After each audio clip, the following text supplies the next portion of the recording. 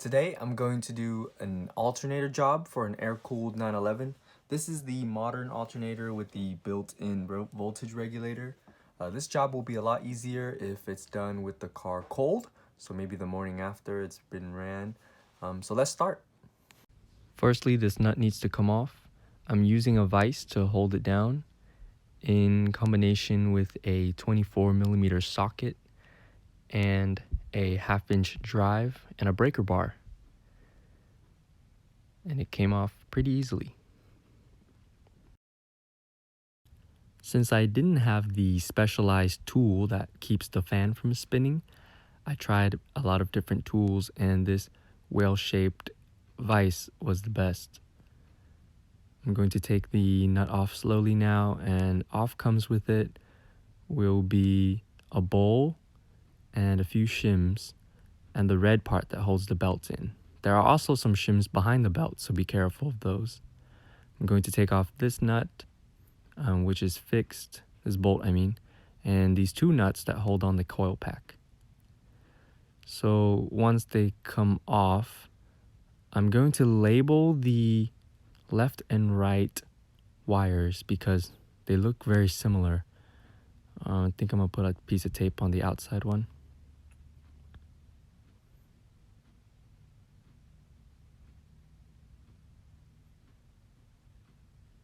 And off goes the coil pack. With the other bolt off, I'm going to now focus on the shims I mentioned earlier. Mine are pretty tight on. Sometimes they'll be loose and they'll just drop right into the engine bay and they'll be impossible to find.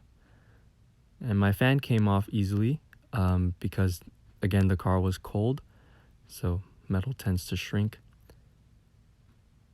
Be careful of this little wedge. I ended up losing this one actually. And please set it somewhere safe or it will drop and disappear forever. There's actually one more bolt in the back of the cowl that needs to be removed for it to be free. I should mention that there's usually an AC compressor here with a belt going to the crank that will get in the way of removing the fan. Fortunately, I don't have one, but if you do, remove it at your best ability. And now with everything removed, I yanked it out a little bit. Now I will attack the fiberglass hood that hides all the wiring.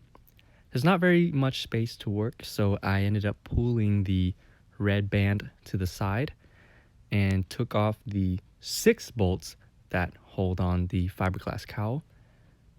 One of the bolts has a ground wire on it, so be careful of that. Set that aside.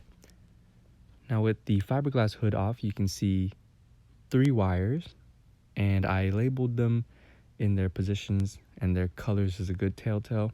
I also recommend taking pictures as you go, or just watch this video, I suppose. With those 3 wires disconnected, the alternator and its housing are completely free from the car. My old alternator was stuck in there pretty well, but with a hammer and some 2x4s, I was able to plop it out. Now, my new alternator didn't sit in all the way, so I ended up getting the nuts from earlier, and I put them on to draw the alternator inwards. That way, it sits all the way in with that much thread exposed. And now I'm going to take the nuts off again and going back into the car.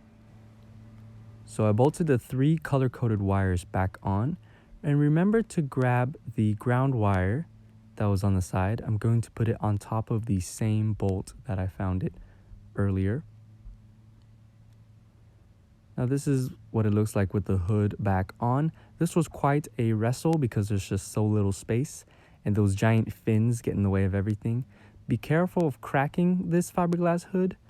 They are very fragile.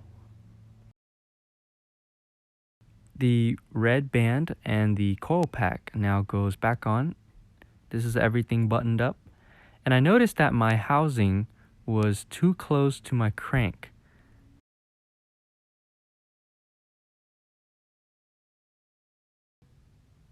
I made sure that my housing wasn't touching the crank.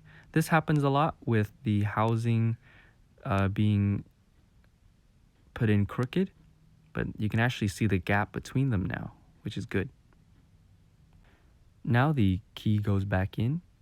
I'm being very careful not to drop it, but I ended up dropping it anyway, and I had to order a new one, which is unfortunate.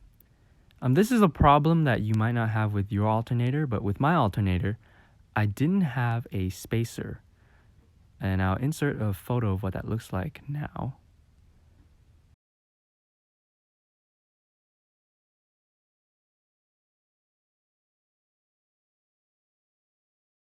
Before putting the belt back on, I just wanted to test the rotation of everything and made sure that the fan could spin somewhat freely without touching the housing or anything behind it.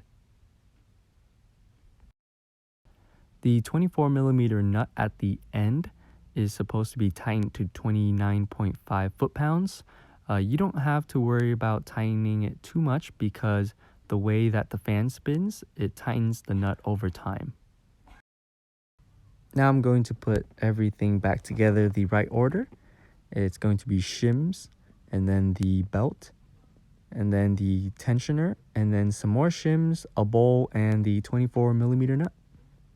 Everything on, I changed it to 2 shims inside and 4 shims outside, and tested the spin. And now we're gonna start it. Let me stand back.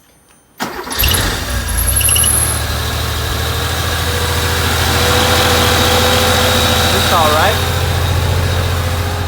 Let's see if there's any red lights. It looks all right.